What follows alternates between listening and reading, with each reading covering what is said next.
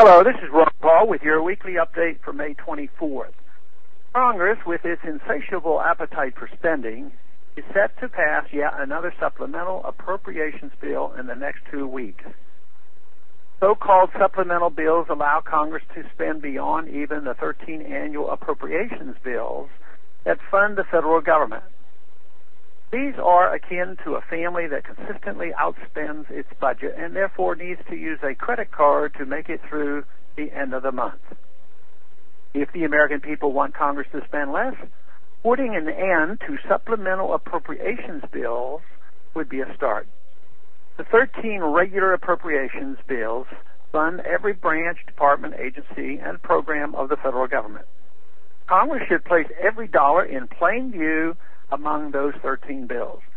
Instead, supplemental spending bills serve as a sneaky way for Congress to spend extra money that was not projected in budget forecasts. Once rare, they have become commonplace vehicles for deficit spending. The latest supplemental bill is touted as an emergency war spending bill needed to fund our ongoing conflicts in the Middle East. The emergencies never seem to end, however, and Congress passes one military supplemental bill after another as the wars in Iraq and Afghanistan drag on. Many of my colleagues argue that Congress cannot put a price on our sacred national security, and I agree that the strong, unequivocal defense of our country is a top priority. There comes a time, however, when we must take stock of what our blank checks to the military-industrial complex accomplishes for us and where the true threats to American citizens lie. The smokescreen debate over earmarks demonstrates how we have lost perspective when it comes to military spending. Earmarks constitute about $11 billion of the latest budget.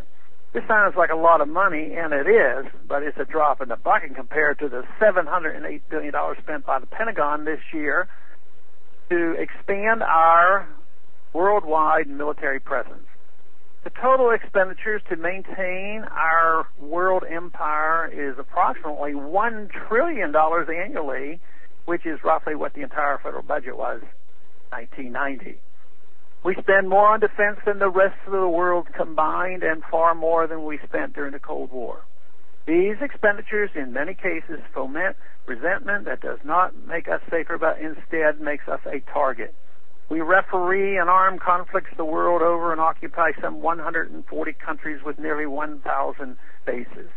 With this enormous amount of money and energy spent on efforts that have nothing to do with the security of the United States, when the time comes to defend the American soil, we'll be too involved in other adventures to do so.